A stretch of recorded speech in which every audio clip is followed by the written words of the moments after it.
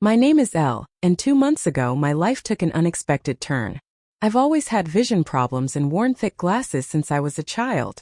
Eager to finally see clearly, I decided to have laser eye surgery. I thought it would be a simple procedure that would change my life. My parents were super proud that I had just graduated from college with honors and had a new job at a major 3D design firm. As a graduation gift, they offered to pay for the surgery. Everything seemed normal on the day of the surgery. I went to the hospital accompanied by my mom, who was there to support me. I entered the operating room nervous but hopeful. The doctors made the routine preparations, and as they administered the anesthesia, I held my mom's hand, never imagining it would be the last time I would see her face clearly. Tragically, during the surgery, a very rare and unexpected complication occurred that severely damaged my retinas, leaving me permanently blind. Although they tried to save my sight with several emergency surgeries, they couldn't recover it. The doctors explained that a malfunction in the laser machine during the procedure caused the severe damage. Although I had signed consent forms acknowledging the potential risks, our legal options were very limited. The consequences were devastating. The surgical center avoided taking responsibility, and only after a long fight and the threat of exposing them in the media did they agree to a minimal settlement. That settlement barely covered the emergency procedures and left out my ongoing care needs. My parents' insurance made everything worse by denying coverage for my rehabilitation, arguing that the surgery was elective and therefore they were not responsible for the complications. Amidst this financial and emotional burden, my parents have had to deplete their savings and take extreme measures to cover my needs, mortgaging our house and withdrawing their retirement funds. The cost of rehabilitation equipment, adaptive technology, and home modifications has been exorbitant. All of this has created tension at home. My sister, who was living independently, is planning to return and has expressed her discomfort with my presence, which has increased family stress. My parents, who have already sacrificed so much, are now facing the difficult decision of asking me to move out to better manage the situation. This fills me with guilt because I feel that I have imposed a huge burden on my family. Added to all this are the constant battles with the insurance and the emotional impact that this experience has had on all of us. We are facing one of the most challenging moments of our lives. I decided to have the surgery hoping to escape the daily discomfort of wearing glasses, but the consequences of that decision became overwhelming much faster than I imagined. The first few weeks became a terrible experience of adaptations. Basic activities like eating and going to the bathroom became overwhelming tasks. To meet my new needs, my parents transformed the living room into a makeshift bedroom, so I wouldn't have to face the challenge of climbing stairs. They dedicated themselves to teaching me how to navigate the world in a completely new way, using a cane, learning Braille, and taking advantage of adaptive technology. My mom even put her career on hold to be with me full-time, while my dad worked overtime to cover the mounting medical expenses. My career aspirations were also affected. I lost a very promising job opportunity in UI/UX design, a field in which I had excelled academically, and where I had secured the best internships. The company informed me that my visual impairment disqualified me from meeting their requirements. That job, which offered a starting salary of 97,000 pesos, and which I saw as my ticket to financial independence, disappeared overnight. It also represented a way to alleviate my parents' financial burden, but everything changed suddenly. Now I find myself immersed in the overwhelming process of searching for new job opportunities, facing the barriers that this new reality has brought to my life. Obtaining disability benefits was a process full of complexity and indignity. It took me half a year and several rejections before I received any kind of help. The modest assistance I finally received barely covered my medical bills, much less helped reduce my family's debt. Despair often kept me in bed, submerged in literal and figurative darkness. However, the patience and unconditional support of my parents became my light. My mom spent hours describing the outside world to me and exploring job options that would suit my new reality.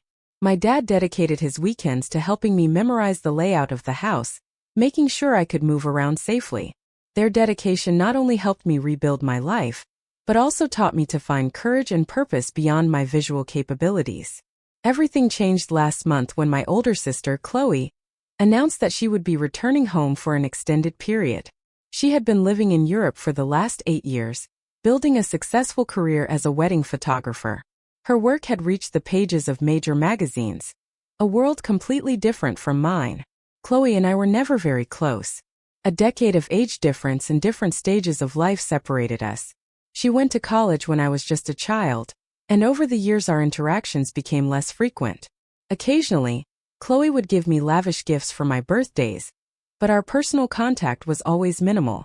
Her impending visit awakened in me a mixture of anticipation and uncertainty, reopening chapters of our relationship that seemed closed long ago. Our interactions were superficial, limited to basic conversations about school or the weather, the kind of conversation you have with distant relatives, not between sisters. During my surgery, when complications arose and I had to learn to use a screen reader, I received an email from Chloe. My mom read it to me. It was a short message expressing sympathy, but it lacked warmth or a personal touch.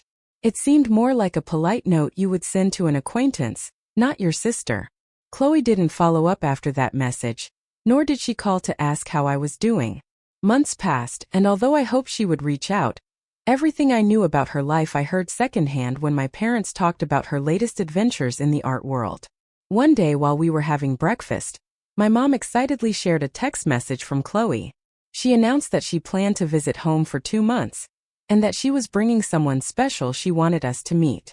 My dad immediately started planning a welcome party, while my mom called relatives to give them the news.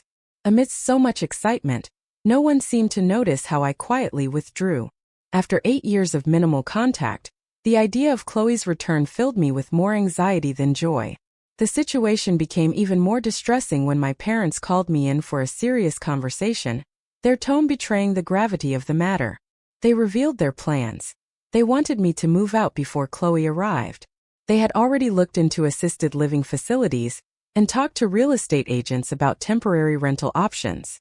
They presented it to me as an opportunity to gain independence, but when I pressed them for the real reason, they admitted something that left me stunned. Chloe's fiancé didn't know I was blind, and Chloe wanted to keep it that way to ensure a perfect visit. That revelation was a total shock. I reminded them of my current struggle to manage basic adaptive skills and my lack of financial independence. But they dismissed my concerns, saying they were exhausted after years of caring for me. My dad even commented that at 27, it was time for me to learn to live on my own. It was clear that Chloe had given them an ultimatum, and they had chosen her comfort over my well-being.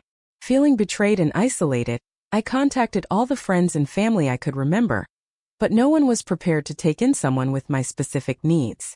Most of my friends had moved away and were starting new lives elsewhere. That's when I remembered my maternal grandmother, whom I hadn't seen since childhood. My mother had cut ties with her years ago due to deep differences that she rarely talked about. In my time of need, reaching out to her felt like my last viable option. When I mentioned the idea of contacting my grandmother, my mother reacted very strongly. She strictly forbade any contact, saying they were harmful people who would only further complicate our lives. But her intense response only aroused my curiosity further. I decided it was time to uncover the truth behind those broken ties. Why had we completely disconnected from them? Why, at the mere mention of reconnecting, did my mom seem to panic? These questions led me to suspect that there were hidden family secrets that I had no idea about, especially considering my cousin Chloe's notable distancing at our family gatherings. Now I find myself at a crossroads. My parents have given me an ultimatum. I must find a new place to live in 2 weeks. They say it's for my benefit, to foster my independence, but I can't help feeling rejected, as if they are pushing me away because I no longer fit the ideal family image my sister seems to want to project. The idea of reaching out to my grandparents is daunting, but it also seems essential. Maybe they are my only option for support. But I'm afraid that contacting them could unearth unresolved issues that I don't even fully understand. I'm contemplating defying my mom's wishes and seeking them out anyway. Should I respect the family boundaries that have existed for so long? Or should I fight for my right to stay at home? I am overcome by a sense of abandonment by the people I trusted most. The tense discussions here at home have made me realize things I overlooked before, such as Chloe's constant discomfort around me, or the absolute silence about the maternal side of the family. Some have suggested that there might be a significant family secret, and I'm starting to believe they are right, especially after my mom's extreme reaction to the idea of contacting my grandparents.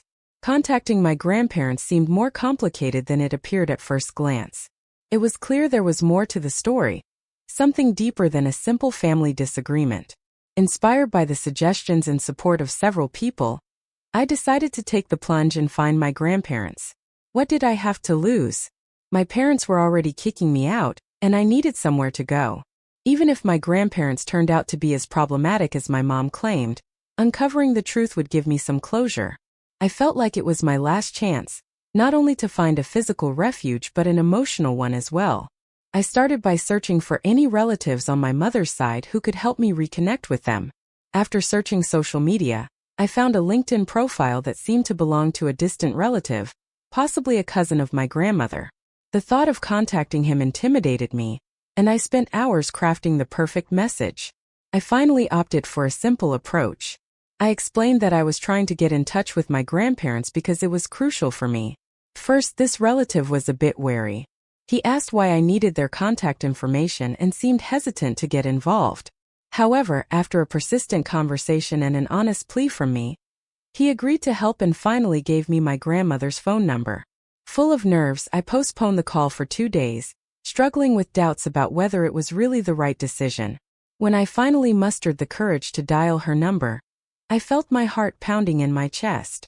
I carefully entered the digits using a voice-to-text app and waited anxiously for her to answer. When my grandmother answered, I introduced myself, mentioning my mom, and then paused while an awkward silence enveloped the line. Finally she spoke, her tone a mix of surprise and caution. She confessed that she had never expected to hear from me and asked how I had found her. I briefly explained my effort to obtain her contact and the reasons why I was calling her. Her reaction seemed genuinely surprised, but I also noticed some excitement. This encouraged me to share more about my current difficulties. The failed surgery, my parents' decision to ask me to leave home, and the feeling of isolation that had accompanied me during this time. As I spoke, I noticed her voice softening. Although there was still a trace of hesitation, she expressed her sorrow for my struggles and the harshness of the situation, especially the fact that they were kicking me out at such a vulnerable moment. However, what she said next took me completely by surprise. She mentioned that Chloe had gone to visit her after many years. This revelation left me confused and with more questions than answers. When I asked, she hesitated, choosing her words carefully, and then shared that there had been minimal contact due to a long-standing family rift caused by a serious incident involving my mom. My grandmother revealed to me that years ago, my mother spearheaded an investment fraud that devastated many family members, including my grandparents, who had invested their retirement savings in what turned out to be a scam. My mother denied all responsibility despite clear evidence that she had received benefits from that fraudulent scheme. This revelation explained why Chloe had distanced herself from the family, especially since our mom showed no remorse or attempted to reconcile. What she told me shook me deeply, revealing a hidden chapter of our family history and the real reasons behind our disconnection. What does that have to do with me being kicked out? I asked, my voice trembling with uncertainty. There was a pause before she answered, the hesitation in her voice clear. I believe your parents, especially your mother, are trying to keep the peace now that Chloe is returning home after so many years. I've been trying to repair my relationship with her for a long time, and I hate to say it, but they might see you as a complication, she continued. Chloe has probably talked about our family history with her fiancé. The fact that you're blind and need ongoing care could raise uncomfortable questions, like questions about family finances, and why there isn't enough support available for you. My whole life I had felt that something wasn't right, as if pieces were missing from the family story, but now things were starting to make sense. The mysteries surrounding my mother's family, her emotional distance, and my parents' attempts to keep me away. My grandmother reassured me, saying, "No matter what happened, your grandfather and I never blamed you. We've wanted to reach out to you for years, but your mom threatened legal action if we approached you." This surprised me even more. She added that I was innocent in all of this. "You're our granddaughter, and we want to help you if you'll let us." Her words moved me deeply, and tears welled up as I expressed how much her support meant to me, especially after feeling so isolated and misunderstood for so long. Then she offered something that changed everything. "You can stay with us. We have plenty of space, and we can arrange the necessary support for your needs. You won't have to worry anymore. You won't have to feel alone." I was in shock. After feeling like an unwanted burden, there was my grandmother, extending a helping hand. I gratefully accepted her offer and asked for a little time to sort things out. Now I am preparing for my move. My grandmother has committed to helping me settle in and supporting me on my path towards independent living. As for my parents, I haven't confronted them yet, but I plan to do so right before I leave. The thought of facing my mother after discovering the whole truth fills me with dread. I finally confronted my parents and moved out. When my grandparents arrived to help me pack, my mother was visibly upset. Her face paled as if she had seen a ghost. She protested the presence of my grandparents, but I calmly explained that they were there to help me. "What have you done?" she yelled. "You were never supposed to. Why would you go behind my back?" I asked my parents to sit down. Although I couldn't see them, the tension was palpable. My mother's bracelets jingled nervously, a sound I knew very well, while my father remained silent, a sign that he knew they were wrong. "I know everything," I murmured, my voice low, "about the whispered investment schemes, misused family funds, and the real reasons behind Chloe's departure." The room fell silent. My mother tried to deflect, playing the victim just as my grandmother had warned me, but I was ready, having recorded our conversation on my phone and spoken with other relatives who confirmed the family's losses and the kickbacks my parents received. My father tried to intervene, insisting they had changed, but I cut him off. "Change? You're trying to hide the truth from me because you're scared Chloe's fiancé will ask questions about your finances. You're willing to discard your own daughter, just to avoid facing the consequences of your actions." My mother's tone shifted from defensive to pleading, but I stood firm, ready to begin a new chapter with the support of my grandparents. For 5 months she had been telling me how much they had done for me. She asked how much they had spent on my medical bills, my equipment, and everything I needed. "How can you be so ungrateful?" she asked. To my grandmother, who had been listening silently up to this point, she finally snapped. My grandmother finally spoke. "Those medical bills wouldn't have been necessary if you hadn't." My mother insisted that I have that surgery right after my graduation, convincing her to use her savings for it, the same way she convinced us to invest in her failing company. At that point, my mother lost her temper and started yelling, accusing them of having no right to be in her house, saying they were trying to take her. "Your daughter is gone, the same way she took Chloe." Despite her angry words, she never refuted any of the accusations. My mother, with her voice quieter but heavy with bitterness, finally admitted it. "We pushed for the surgery because we thought it would help her career. How were we to know it would end like this?" As the argument continued, I couldn't help but speak. "Now that things have gone wrong, now that I'm no longer the perfect daughter you can brag about, you want to hide me, just like you've kept me away from everything you've done to our family." It was then that my father finally joined the conversation. He acknowledged their mistakes, saying they were just trying to protect me. Protect me from what? The truth about my own family and connecting with my grandparents who genuinely wanted to help me. He explained that they wanted to reconcile with my cousin Chloe, whose fiancé came from a very prominent family. They worried that having a disabled daughter who needed financial support would cause too many difficult questions. So they decided to cast me aside. I finished, feeling a mixture of hurt and clarity. As they tried to justify their actions, their true intentions became painfully obvious. They saw me not as their daughter but as a problem that needed to be managed. When they could no longer deny the truth, they resorted to threats. My mother began talking about taking legal action, warning me that trusting my grandparents was a mistake. Meanwhile, my grandfather finished loading my belongings into his car, silently reassuring me with a firm hand on my shoulder. "We've spoken to our lawyer, and everything is documented. Your parents' demands for you to stop relying on their support. If anyone should be worried about legal ramifications, it's not us." During the last few days while my parents were at work, I had already packed most of my important documents and belongings. My grandparents helped me gather the rest, my adaptive equipment, my clothes, and a few treasured possessions. My mother oscillated between threats and tears, while my father remained silent. As we were about to leave, my mother made one last attempt. "Stop. If you leave with them, don't expect to ever come back. You're choosing them over your own parents. I turned to her, and although I couldn't see her face, I wanted her to hear my response clearly. No, ma'am. You chose Chloe's convenience over me. You chose to keep your secrets instead of maintaining a relationship with your own parents. You always put yourself first. I'm just choosing myself for the first time. The drive to my grandparents' house was filled with a deep, resonant silence.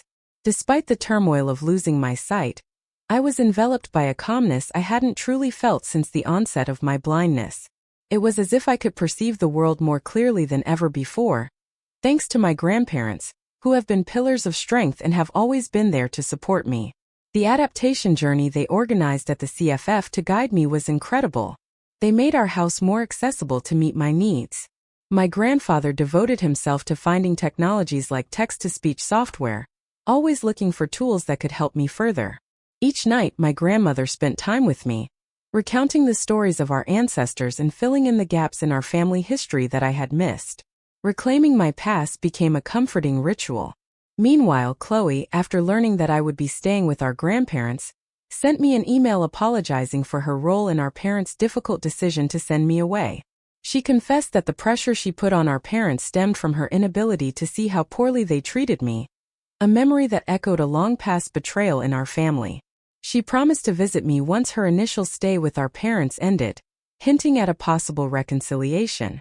Amidst all this, my parents swung from remorse to blame through numerous calls and messages. I chose to hold my peace and block them, opting to communicate only through my grandparents' lawyer to protect my rights and manage my estate. Ironically, the loss of my sight revealed the harsh realities of my family relationships. Although I'm still learning to live with blindness and unraveling the complex history of my family, I find solace in the genuine support of those who truly care about me. This new chapter, supported by my grandparents and by those who encouraged me to reconnect with them, has not only given me a sanctuary, but has also brought to light the dark truths of my life. It is a poignant reminder that sometimes the family who stands by you in your darkest hours is the family you truly need, not necessarily the one you were born into.